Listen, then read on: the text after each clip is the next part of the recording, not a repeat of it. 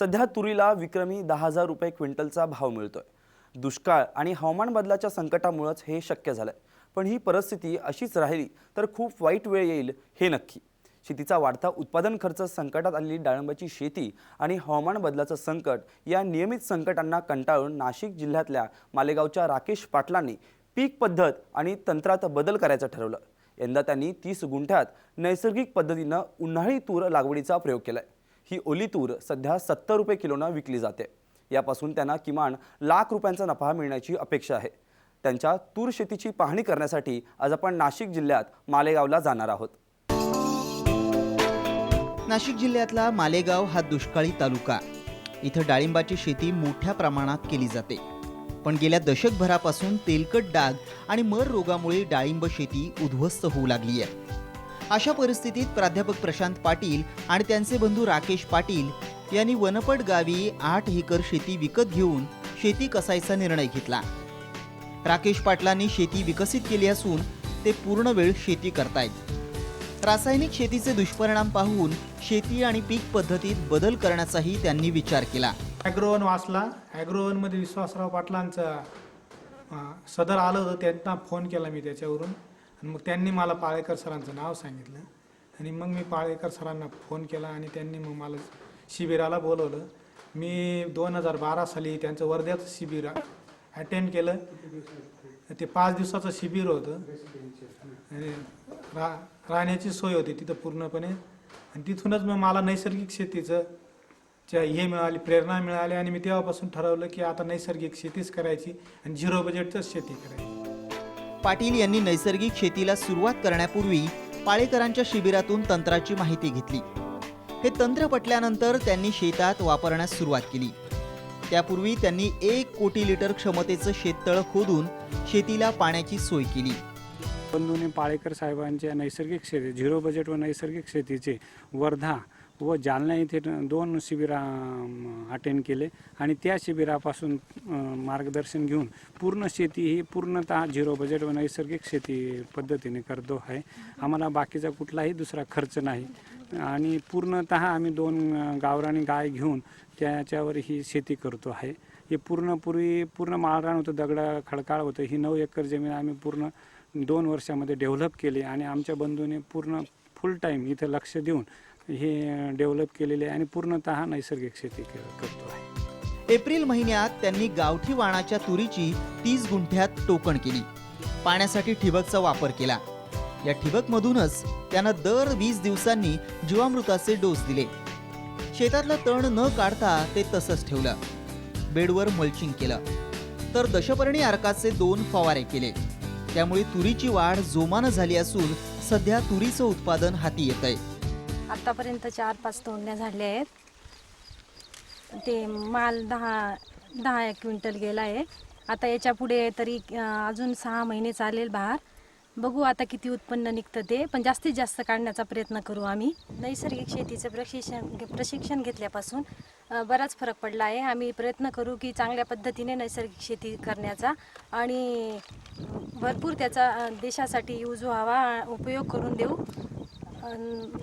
जसं उत्पन्न वाढेल तसं आम्ही वेगवेगळ्या पद्धतीचं घेत जाऊ। यात सध्या तरी आम्हाला तुरीमध्ये भरपूर फायदा झाला आहे। आम्ही प्रयत्न करू की दुसरं काहीतरी करण्याचा आणि नवीन। 15 जुलैपासून आतापर्यंत पाटील यांना ओल्या तुरीचं 10 क्विंटल उत्पादन हाती आलंय, तर येत्या 2 ते 3 महिन्यात तुरीपासून आणखी 20 ते 25 क्विंटल उत्पादन हाती येण्याची अपेक्षा आहे। तुरीच्या पिकासाठी त्यांना जेमतेम 10,000 रुपयांचा खर्च आलाय, तर तूर विक्रीतून किमान लाखभर रुपयांचं उत्पन्न हाती येईल, तर 90,000चा नफा शिल्लक राहण्याची अपेक्षा आहे। रासायनिक निविष्ठांचा जवळपास 20 ते 25,000 रुपयांचा खर्च वाचलाय। तुरीतनं आपल्याला चांगल्या प्रकारे उत्पन्न मिळालेले 30 गुंठ्याच्या याच्यात आपल्याला जवळपास अपेक्षा आहे 80,000 ते 1 लाख रुपयापर्यंतची अपेक्षा आहे आपल्याला। आणि पुढच्या वर्षी अजून जास्त क्षेत्र वाढून तुरीत आपल्याला फार चांगल्यापैकी मिळालेले पैसे, त्याच्यामुळे पुढच्या वर्षी अजून उत्पन्न वाढवण्यासाठी अजून क्षेत्र लागवड वाढवू।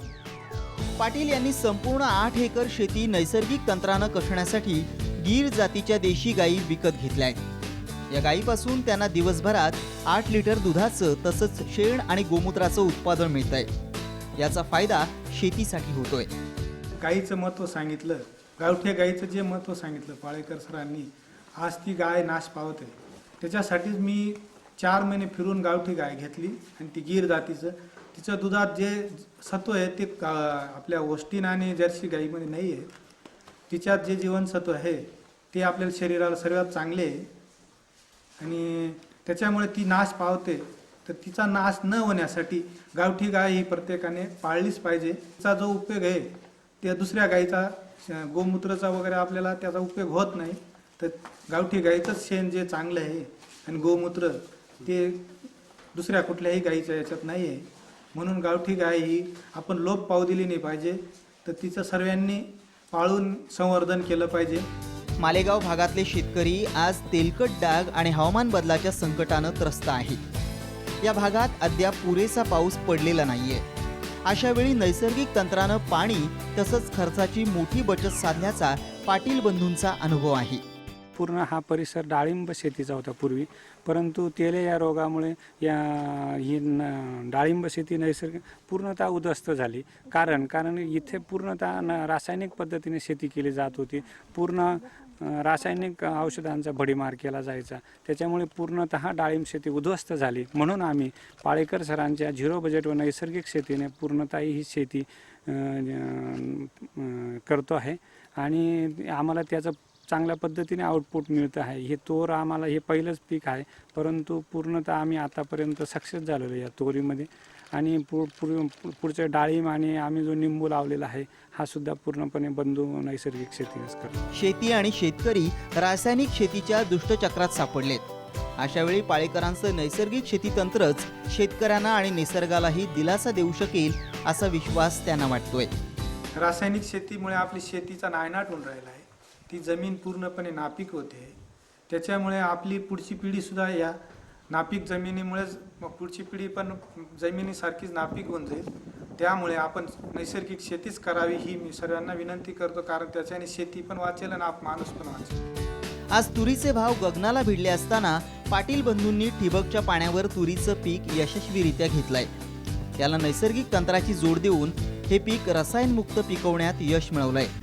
त्याचा आदर्श इतर शेतकऱ्यांनी नक्कीच घ्यायला हवा.